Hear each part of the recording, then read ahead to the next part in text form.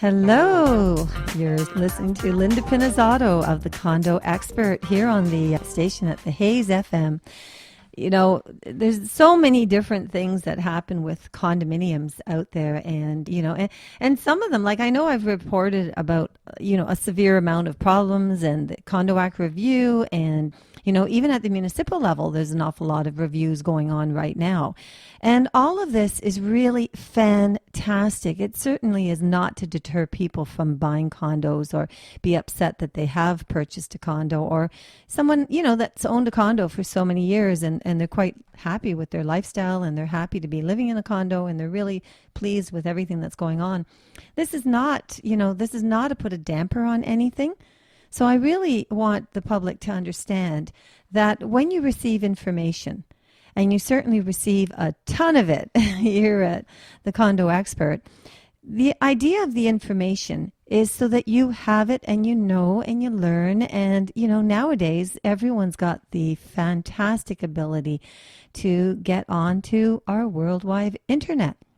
And you can literally find out about condominiums all across the world, to see what's happening. I was reading articles actually about qualification and how the mortgaging system operates down in the U.S. with respect to condominiums. And, of course, you've got people that, are snowbirds who go down 6 months or whatever period of time that they go down to the States. And, a lot of people own condominiums and, because they are functional and it's a huge advantage to be able to lock your door, go away, whether it's for, 1 week, 1 month, 2 months, 5 months, 8 months, or even a year, and just say bye, property management, board of directors, you guys handle this while I'm gone, as long as your condo unit is all secure. There's no concerns. Your safety aspect is covered. You don't really, internally, yes, you could have a problem with something that, maybe your piping on your wash machines could break down. So you should really keep an eye on that and don't use those plastic hoses. Make sure that you use those nice solid rubber ones, because that is something that's actually quite common, especially if it's a wash machine or even a dishwasher that's been hooked up and sitting there for a long period of time and it's used, it's had some major usage on it. So you may have that. But aside from that, you don't really have. And then, of course, you should have your condo homeowner policy that would cover you and protect you on that anyway. So, at the end of the day, if you really look at it, you don't have any concerns. You can have a beautiful vacation property, and it doesn't matter whether it's going to be down in the U.S. or whether it's going to actually be even out of country, or you can take a look at, places here in Ontario. And, we have an awful lot of different resorts across the province of Ontario that are absolutely amazing. So, you could do that as well. So, there's an awful lot of options. So whether or not you're purchasing it for those type of reasons, or you have purchased it for those reasons, the bottom line is don't. What you should do is feel very, very, very happy. And these are happy times. Whoever thought that last year in June, the McGuinty government would say, okay, that's it. You know what? Enough is enough.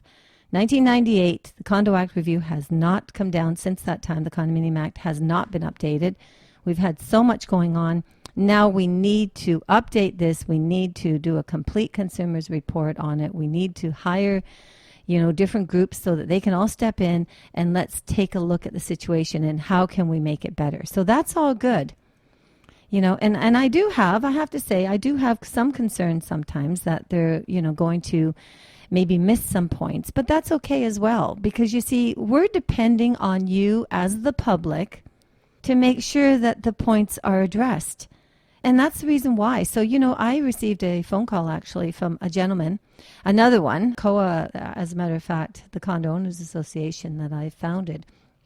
And we get ongoing emails and media requests constantly because, of course, now we're coming to a point where many of the condo business magazines and the, condominium, I guess, homeowner types of venues that are out there, anything that's going on in the press, like whether it be CBC or CP24 or CTV, or it doesn't matter where it is. Even our Mississauga News has covered a fair amount of condominium information. So I think that, it's wonderful because the media is pulling together and saying, listen, that this is a topic and this is a topic of consideration. So what we need to do is we need to basically think about different ways that would make things better. And that would not only really be just for condo owners, but that actually would also be for homeowners, because, we're all in the same boat together, owning property, moving up, moving down, moving sideways. It doesn't matter. It's all the same thing.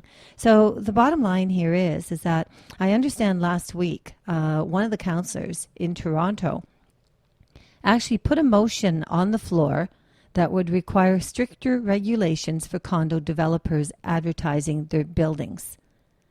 And, the idea behind it is that, it would basically require these developers to make sure that in all of their advertisements that it is subject to approval. Because I cannot believe how many times that, you see a poster advertisement going out and you think that there's going to be a site there. And, again, you get some degree of apathy from people in the area because they accept it. They say, okay, fine, there's a billboard. Oh, there's another condo. There's another one going up. But how do they really know that it has gone through the process of approval? So I think that the motion, putting that kind of a motion on the floor, and I welcome all the councillors across the province to step up to the plate and do the same type of thing. I mean, you're right in the midst of all of this. I mean, all the approvals come down. I mean, even if something has to go to the OMB, which is the Ontario Municipal Board, chances are it did cross the desk, of the municipality.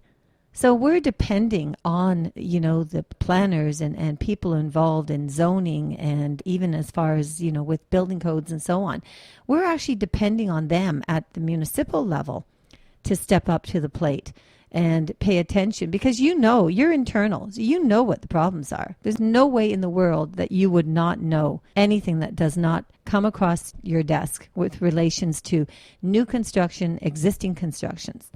As a matter of fact, there was another study that I received, and I welcome, I welcome everyone out there, please, if you hear about something that's happening in your city, by all means, send us the email. Because, it's really important for us to look at this and see if it's happening everywhere. Is it just in Toronto? Is it just in Mississauga? Is it only in Ottawa? Where is it? And, the idea here is to have a wonderful working mechanism of information. So, a few days ago, it was interesting because unfortunately, I wasn't able to make it to this particular meeting that they had. But again, it had to do with TCHC, Toronto Community Housing Corporation. And there's actually a site. There's a new condo development, and it's going to be running over on Peter Street in downtown Toronto. And, again, it's up in the news because of different things that are happening. And from what I'm understanding, and I'm not 100%, this particular site, and I believe that Councillor Adam Vaughan is endorsing this as well. It will have a different strategy implemented in it regarding the Toronto Community Housing Corporation. And there is a staff report right now that we are actually going to be making available on COA Toronto. And it was written up as of March the 19th, 2013. And basically it's to Toronto and East York Community Council. And it was from the Director of Community Planning in the Toronto and East York District. And as I mentioned, it relates to Ward 20, Trinity Spadina. So basically, what they are proposing, they're proposing a 49-story mixed-use building. And this particular building will be comprised of retail and commercial at grade. Now, grade, of course, means at ground level. And they also have a parking garage from floors 2 to 4. Now, this will include 598 residential units, and those parking levels, of course, will be 5 levels of residential as well below grade. Okay, so you have the above grade, which would be for the commercial use, and then you have the below grade. Now, I'm going to tell you right off the bat, this kind of a project is much more complex than the standard type of a condominium project that you would go out and purchase. So in other words, if you see tomorrow that you've got, a standard residential building that has maybe even 400 suites in it, that's a single entity building. So, of course, anything that's being controlled within the building, whether it be the finances, the budgets, even the warranties, anything that's happening, you as a buyer, or you as someone that did purchase and you're now a condo owner, and you're in that building, you really need to just be concerned with the perimeters of the building, the interior of the building, and of course the interior of your unit. So there is no outside entity of what's called as a reciprocal arrangement between your corporation or the fact that you're residential unit holders, because you don't have that. Now, if you open up the picture and you say, okay, well, you know what, Linda, we've got 3 stores on the main floor. Well, now you've got a commercial entity within your corporation. So the question about that commercial entity within the corporation, the condo building, is how much is it separated? Is there special rules and regulations relating to what they have compared to what you have? Because, you have to remember, like, if you have energy savings, say you have sub-meters within your building, so you pay your own hydro, for instance. So if you're paying your own hydro, you know exactly where your expenses are, you're paying them. Now, you don't want to pay for the hydro of the restaurant that could be on your main level. So they would have their own sub-meters as well. So the whole, makeup of the building somewhat changes when you have a different entity within the building. So if you have strictly residential, of course, it's a no-brainer. That's what it is. The minute you bring in another key to the picture, such as commercial, then you really need to pay attention to what those documents that you have say, because you want to know where the restrictions are. Like, for instance, you have stores on your main level, you have 3 of them. What if they decide that they're just going to plaster all of their windows with posters and advertising notices and that type of thing? And they look horrible. I mean, from one, you've got green and gold and blue and yellow and orange, and they make the storefronts look extremely bad. So there has to be rules and regulations about trying to keep some degree of conformity so that it will be attractive visually and not reduce the value of the property because it doesn't look like it's been looked after. So plus you've got delivery. I mean, there has to be delivery regulations. If it ends up being, say, a pizza, for instance, what about delivery trucks, and how much are they going to interfere with the actual garbage pickup trucks? And don't forget, you've got people moving in and out, so you'd have moving trucks as well. So these are everyday concerns. These are not concerns that you say, oh my God, that's another thing to worry about because I'm only owning a condominium, or I'm buying into a condominium. No, these are just due diligence to understand what everything is all about. So you do have that. So for instance, you've got, the other thing you would have as well is that you'd want to make sure, I guess, that, the building is looking after, especially if you have food related entities in the building. You may find yourself a little bit more concerned with pest control. So these are over and above the normal of just what you would have in a standard residential building without the commercial element. But getting back to this application, now this application, in all intents and purposes, you take a look at that and you say, okay, fine. So now we have commercial units, we have retail commercial units at grade, but we also have commercial parking garage. So who owns the parking garage? Is that going to be the commercial units that own spaces in the parking garage? Is the parking garage going to be held in ownership by either the builder or the developer? Is there some kind of a lease back guarantee that the corporation has to pay for that? What about maintenance and repair of this commercial parking garage? So how does a parking garage and these commercial units affect the overall operations of the building? And is there a separation between all of it? So, the residential units with the 5 level of residential parking, that's a no-brainer. That would cover all in the one corporation, and standard-wise it would work the same way. But they have to get along, that board, if in fact it's one board, or is it actually 2 boards? Is there going to be a separate board and a separate corporation for the commercials at grade, considering that you do have this commercial parking lot? So these are questions that, and again, it's information, because has anybody thought about this? Because I will almost guarantee that there's very few members of the public that would actually stop and break it down. And that's what this condo show is all about, is breaking it down so that you would have a little bit more understanding and clarity. So, the recommendation for approval of this application, what do they want to do? They want to amend the zoning bylaw. And in order for them to do that, okay, of course, they have to go through the process of contacting the City of Toronto and, go through all the mechanisms of how to change zoning bylaws. And, there is something right now, actually, where the owners are requiring to enter into a Section 37 agreement.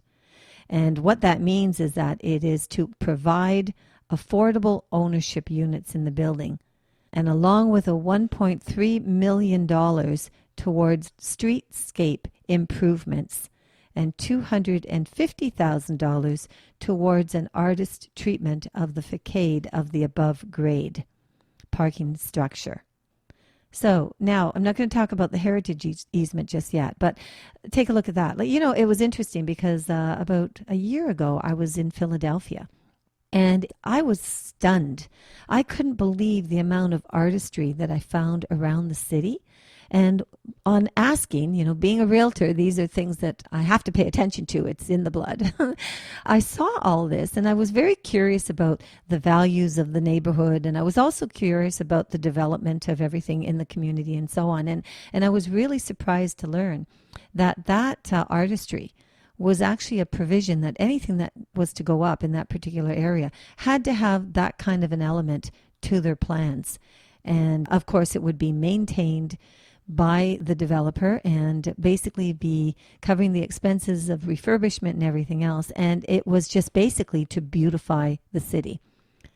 Now, I take a look at all of our cities. I don't know. I'm trying to think of anywhere that we have any of that in relation to the community. I know that there is a structure of a very interesting kind of architectural design over in City Place in downtown Toronto. But I'm trying to think of other places. And here in Mississauga, I'm trying to think of other places. And I need your help because honestly, I can't think of them. So if you could, please email me, Linda at Linda, Linda, Pinizzato, PINIZZOTTO.com. I would sincerely appreciate that. So please, and then we'll cover those on the next show.